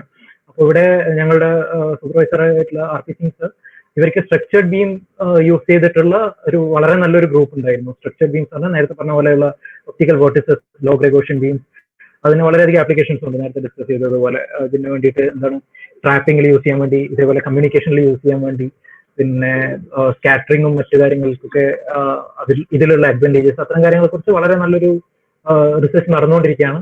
അപ്പോൾ ഞാൻ വന്നതിന് ശേഷം ആണ് മനസ്സിലായത് പിന്നെ സാർ കുറച്ചുകൂടി ക്വാണ്ടം ഒപ്റ്റിക്സിലേക്ക് എന്താണ് ആ ഒരു ട്രാൻസിഷൻ പീരീഡിലാണെന്നുള്ളത്. അപ്പോ സാറും ജോയിൻ ചെയ്യുന്ന സമയത്ത് സാറ് ചോദിച്ചു എന്തിലാണ് താല്പര്യം, ക്ലാസിക്കൽ ഒപ്റ്റിക്സിൽ തന്നെ കണ്ടിന്യൂ ചെയ്യാനാണോ അല്ലെങ്കിൽ ക്വാണ്ടം ഒപ്റ്റിക്സിൽ വർക്ക് ചെയ്യാനാണോ എന്ന്. അപ്പോൾ ആ ഒരു സമയത്ത് ഒരു മ്യൂച്വൽ ആയിട്ടുള്ള ഡിസിഷൻസിലൂടെ നമ്മൾ ക്വാണ്ടം ഒപ്റ്റിക്സ് എടുത്തു. അത് വളരെ നന്നായി എന്ന് എനിക്ക് ഇപ്പോൾ തോന്നുന്നു. വളരെ ഇൻട്രസ്റ്റിംഗ് ആയിട്ടുള്ള ഒരു ടോപ്പിക്കാണ്. ഞാൻ സ്ലൈഡ്സ് കുറച്ച് കൂടുതലുള്ളത് കൊണ്ട് ഞാൻ കുറച്ച് വളരെ വേഗതയിൽ പോയി എന്ന് എനിക്ക് തോന്നുന്നു. എല്ലാവർക്കും എല്ലാ കാര്യങ്ങളും ഗ്രാസ്പ് ചെയ്യാൻ പറ്റുമോ എന്നറിയില്ല. എന്തെങ്കിലും സംശയം ഇതിലൊക്കെ ഉണ്ടെങ്കിൽ നിങ്ങൾക്ക് കോൺടാക്ട് ചെയ്യാവുന്നതാണ് ത്രൂ ഇമെയിൽ ഓർ സംതിങ്. അപ്പോൾ ബേസിക്കലി PR-ലും വളരെ നല്ല എക്സ്പീരിയൻസ് ആയിരുന്നു. പക്ഷേ ഈ പറഞ്ഞതുപോലെയുള്ള കുറച്ച് കാര്യങ്ങൾ നമ്മൾ ശ്രദ്ധിക്കണം. അന്ന് ഞങ്ങൾ പറഞ്ഞ പോലെ ഈ പറഞ്ഞതുപോലെ കുറച്ച് ബേസിക് സ്കിൽ സെറ്റ് നമ്മൾ തുടക്കത്തിലെ നമ്മൾ ഉണ്ടാക്കി വെക്കാൻ ശ്രമിക്കുകയാണെങ്കിൽ നമുക്ക് പല സമയങ്ങളിലും നമുക്ക് ആ ഒരു അപ്പർ ഹാൻഡ് ഫീൽ ചെയ്യും. നമുക്ക് എന്താണ് കൂടുതൽ വേഗത്തിലോടി തളരേണ്ടി വരില്ല. നമുക്ക് ഓൾറെഡി ആ ഒരു അഡ്വാൻറ്റേജ് ഉണ്ടാവും. അതേപോലെ തന്നെ നമ്മൾ ഗൈഡ് ചൂസ് ചെയ്യുന്ന സമയത്തും നമ്മൾ ടോപ്പിക്ക് ചൂസ് ചെയ്യുന്ന സമയത്തും നമുക്ക് ഇൻട്രസ്റ്റിംഗ് ആയി തോന്നുന്ന, നമുക്ക് കംഫർട്ടബിൾ ആയി തോന്നുന്ന ആൾക്കാരുടെ കൂടെ നമ്മൾ റിസർച്ച് ചെയ്യാൻ തീരുമാനിക്കുക. അതിപ്പം MSc ലെവൽ പ്രൊജക്ട് ചെയ്യുകയാണെങ്കിലും അല്ല ഈ ഒരു 5 വർഷത്തെ PhD കമ്മിറ്റ്മെന്റ് ചെയ്യുകയാണെങ്കിലും നമ്മുടെ സൂപ്പർവൈസർ എന്ന് പറയുന്നത് വളരെ ഇമ്പോർട്ടന്റ് ആയിട്ടുള്ള ഒരു ഫാക്ടറാണ്. നമ്മൾ ഒരു വളരെ കംഫർട്ടബിൾ ആയിട്ടുള്ള അല്ലെങ്കിൽ നമ്മൾ അത്യാവശ്യം കംഫർട്ടബിൾ ആയിട്ടുള്ള ഒരാളുടെ കൂടെ വർക്ക് ചെയ്യുന്നതായിരിക്കും ഏറ്റവും ഫ്രൂട്ട്ഫുൾ ആവുക. നമുക്ക് അക്കാഡമിക് ആയിട്ടും റിസർച്ച് വൈസും അല്ലാതെ ഒരു മാനസികമായിട്ടും നമുക്ക് ഫ്രൂട്ട്ഫുൾ ആവുക അത്തരം ഇതാണ്. അപ്പൊ ആ ഒരു ചോയ്സസ് ഒക്കെ നിങ്ങൾ ആ ഒരു ലെവലിൽ എത്തുമ്പോൾ എടുക്കുക. ബാക്കി ഏതെങ്കിലും കാര്യത്തിൽ സംശയം ഉണ്ടെങ്കിൽ ഇപ്പൊ ഈ പറഞ്ഞ കാര്യങ്ങളെ കുറിച്ച് മാത്രമല്ല ഇൻ ജനറൽ റിസർച്ചിനെ കുറിച്ചോ അല്ലെങ്കിൽ ഇന്ത്യയിലോ പുറത്തോ റിസർച്ച് ചെയ്യുന്നതിനെ കുറിച്ചോ എന്തെങ്കിലും ഡൗട്ട് ഉണ്ടെങ്കിൽ അതൊന്നും നിങ്ങൾക്ക് ഇപ്പൊ ചോദിക്കാവുന്നതാണ്. ഇതിൽ ഒരു ക്വസ്റ്റ്യൻ എനിക്ക് തോന്നുന്നു ഇപ്പൊ ഇതിൽ പറഞ്ഞതായിട്ട് കണക്റ്റഡ് ആണ്. ഒരാൾ ചോദിച്ചിരിക്കുന്നത്, sir Vaishnav Dev, sir could you please say something about the financial stability when we progress in physics. Okay, choose physics as a career, അതായിരിക്കും. ഫിനാൻഷ്യൽ സ്റ്റെബിലിറ്റി എന്ന് ഉദ്ദേശിക്കുന്നത് കൊണ്ട് ജോബ് ഓപ്പർച്യൂണിറ്റീസ് ആയിരിക്കും ബേസിക് ആയിട്ട് ഉദ്ദേശിച്ചതെന്ന് എനിക്ക് തോന്നുന്നു. അപ്പോൾ അതിനെക്കുറിച്ച് പറയുകയാണെങ്കിൽ ബേസിക്കലി റിസർച്ചിലേക്ക് പോകുമ്പോൾ ഏറ്റവും ആദ്യം വരുന്ന ഒരു ഓപ്ഷൻ എന്ന് പറഞ്ഞാൽ ഒരു സയന്റിസ്റ്റ് ആയിട്ട് നോക്കാന്നുള്ളതാണ്. അപ്പോൾ എനിക്ക് തോന്നുന്നു ഞാൻ ബേസിക് ആയിട്ട് എൻ്റെ റിസർച്ചിന്റെ ഒരു ഇതിൽ പറയേണ്ടതില്ല, ഇൻ ജനറൽ ആയിട്ട് പറയുന്നതായിരിക്കും കുറച്ചുകൂടി നല്ലതെന്ന് തോന്നുന്നു. When we progress in physics എന്നാണ് പറഞ്ഞത്. അതെ. അപ്പോൾ ഒന്ന് ഒരു സയന്റിസ്റ്റ് ആയിട്ട് ഇത്തരം റിസർച്ച് ഇൻസ്റ്റിറ്റ്യൂട്ടുകളിൽ ഒരു ടീച്ചിങ് സയന്റിസ്റ്റ് ആയിട്ട് ഒരു ഫാക്കൽറ്റി ആയിട്ട് ജോയിൻ ചെയ്യാം. അതല്ലാതെയുള്ള റിസർച്ച് ഓർഗനൈസേഷൻസ് ഉണ്ട്. ഇപ്പൊ നമ്മുടെ research and development organisations DRDO പോലെയോ അല്ലെങ്കിൽ ISRO പോലെയോ അല്ലെങ്കിൽ അതല്ലാതെ തന്നെ പല മെറ്റീരിയൽ സയൻസിലും പല ഇൻസ്റ്റിറ്റ്യൂട്ട്സും ഇന്ത്യയിലുണ്ട്. അവിടെ സയന്റിസ്റ്റ് ആയിട്ടുള്ള ഓപ്ഷൻസ് ഉണ്ട്. അത്തരം ജോബ് ഓപ്പർച്യൂണിറ്റീസ് ഉണ്ട്. അല്ലാതെ ടീച്ചിങ് ഫാക്കൽറ്റീസ് ആയിട്ട് നമുക്ക് യൂണിവേഴ്സിറ്റീസിലോ റിസർച്ച് ഇൻസ്റ്റിറ്റ്യൂട്ട്സിലോ നമുക്ക് പോകാം എന്നുള്ളൊരു ഓപ്ഷൻ ഉണ്ട്. ഇതാണ് നമ്മൾ ഒരു റിസർച്ച് കരിയർ എടുക്കുമ്പോൾ ഫസ്റ്റ് ആൻഡ് ഫോർമോസ്റ്റ് ആയിട്ട് നമ്മുടെ മുന്നിൽ കാണുന്ന ഏറ്റവും ആദ്യം കാണുന്ന 2 സാധ്യതകൾ. അതാണ് ഒരുവിധം എല്ലാവരും ചൂസ് ചെയ്യുന്നതും. പക്ഷെ നിങ്ങളത് ചൂസ് ചെയ്യണമെന്ന് യാതൊരു നിർബന്ധമില്ല. ഇതല്ലാതെയും മറ്റ് പല കരിയർ ഓപ്ഷൻസും ഉണ്ട്. അതായത് ഇപ്പോഴ് എസ്പെഷ്യലി ഇപ്പൊ ഈവൻ ഒപ്റ്റിക്സിന്റെ അല്ലെങ്കിൽ ക്വാണ്ടം ഒപ്റ്റിക്സിന്റെ ടേംസിൽ പറയുകയാണെങ്കിൽ അല്ലെങ്കിൽ മെറ്റീരിയൽ സയൻസിന്റെ ടേംസ് പറയുകയാണെങ്കിലും വളരെ അധികം പ്രൈവറ്റ് പാർട്ടീസ് റിസർച്ച് ആൻഡ് ഡെവലപ്മെന്റിലേക്ക് ഇപ്പൊ കടന്നു വന്നുകൊണ്ടിരിക്കുകയാണ്. ഇന്ത്യയിൽ തന്നെ പലരും വരുന്നുണ്ട്. ഇപ്പോ ക്വാണ്ടം റാൻഡം നമ്പർ ജനറേറ്റേഴ്സും ഈ QKD സിസ്റ്റംസ് ഒക്കെ ബാംഗ്ലൂർ ബേസ്ഡ് ആയിട്ടുള്ള ഒരു കമ്പനി ഇപ്പോൾ തുടങ്ങിയിട്ടുണ്ട്, ഒരു സ്റ്റാർട്ടപ്പ് ആയിട്ട്. അപ്പോൾ വരുന്ന നാളുകളിൽ ഇന്ത്യയിലും മാത്രമല്ല ഒരു എന്താണ് ഗവൺമെന്റ് ലെവലിലും ഇത്തരം അഡ്വാൻസ് സ്റ്റഡീസിന് വളരെ സപ്പോർട്ടീവ് ആയിട്ടുള്ള തരത്തിലാണ് കാര്യങ്ങൾ നീങ്ങിക്കൊണ്ടിരിക്കുന്നത്. അത്തരം സ്റ്റാർട്ടപ്പ് തുടങ്ങുകയാണെങ്കിലും മറ്റും. അപ്പൊ ഈ ഒരു പർട്ടിക്കുലർ ഏരിയയിൽ നിന്ന് മാത്രമല്ല, എക്സ്പെരിമെന്റൽ റിലേറ്റഡ് എല്ലാ ഫീൽഡിലും പ്രൈവറ്റ് പാർട്ടീസ് ഈ ഒരു ഇതിലേക്ക് വരുന്നുണ്ട്.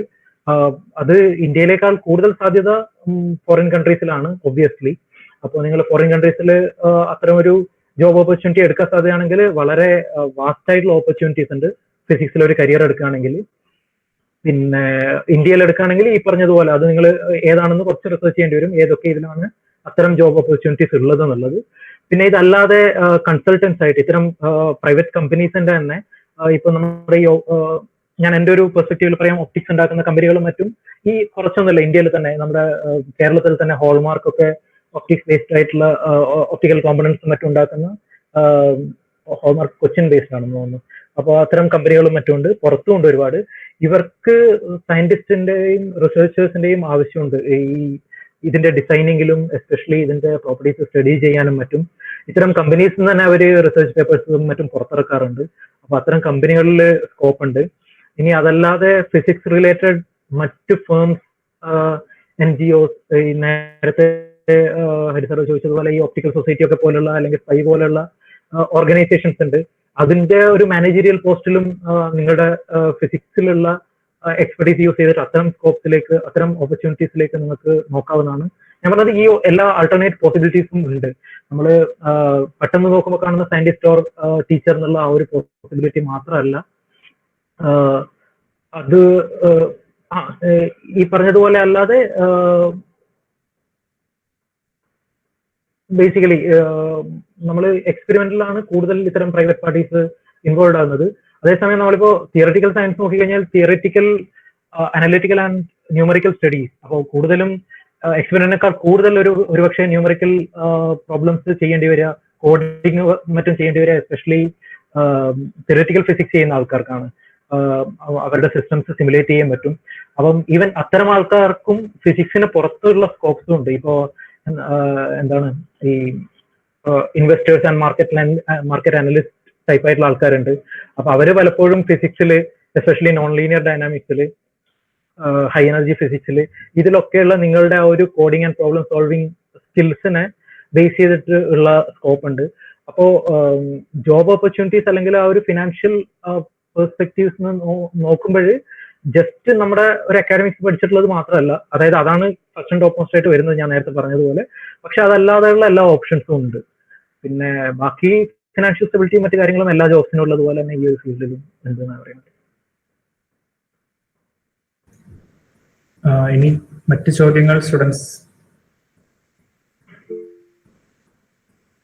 പിന്നെ അതിൽ ജസ്റ്റ് ആഡ് ചെയ്യാൻ, ഈ ടീച്ചിങ്ങിൻ്റെതും നമ്മൾ ഈ പറയുന്നത് മാതിരി നമ്മൾ ഈ സ്റ്റെബിലിറ്റി നോക്കുമ്പോൾ നമ്മൾ പൊതുവേ എന്താണ് എയ്ഡഡ് അല്ലെങ്കിൽ ഗവൺമെന്റ് കോളേജസ് ആണ് ഇപ്പോൾ കൂടുതൽ നോക്കാറുള്ളത്. പക്ഷെ ഒരുപാട് നല്ല ക്വാളിറ്റിയുള്ള പ്രൈവറ്റ് കോളേജുകളും ഇപ്പോഴ് വളരെയധികം വരുന്നുണ്ട്. നാട്ടിൽ ഇപ്പൊ എത്ര വന്നിട്ടുണ്ടെന്ന് എനിക്കറിയില്ല. പക്ഷെ പുറത്ത് നോക്കുമ്പോൾ ഹൈദരാബാദ് ബേസ്ഡ് ആയിട്ട്, ബാംഗ്ലൂർ, അഹമ്മദാബാദ് ബേസ്ഡ് ആയിട്ട്, ഡൽഹി ബേസ്ഡ് ആയിട്ട് വളരെ നല്ല മറ്റ് യൂണിവേഴ്സിറ്റികളുടെ കൂടെ ടോപ്പ് റാങ്കിൽ നിൽക്കാൻ പറ്റുന്ന തരത്തിലുള്ള, എനിക്കൊന്ന് കേരളത്തിലും ഒരുപാടാണ് ഉണ്ട് തോന്നുന്നു. ഞാനിപ്പോ റീസെന്റ് ആയിട്ടൊരു റാങ്കിങ് ചാർട്ട് കണ്ടു, അതിൽ കുറച്ച് പ്രൈവറ്റ് യൂണിവേഴ്സിറ്റീസ് കണ്ടു. അപ്പൊ അത്തരം ഓപ്ഷൻസും ഉണ്ട് ടീച്ചിങ്. അല്ലെങ്കിൽ ഇത്തരം പ്രൈവറ്റ് യൂണിവേഴ്സിറ്റീസ് അതൊരു നല്ല വിഷൻ ഉള്ള ആൾക്കാരാണ് കൈകാര്യം ചെയ്യുന്നതെങ്കിൽ അവർ റിസർച്ച് കൂടി പ്രോത്സാഹിപ്പിക്കുന്നുണ്ട്. അപ്പോ ആ ഓപ്ഷൻസ് കൂടി എക്സ്പ്ലോർ ചെയ്യാവുന്നതാണ്.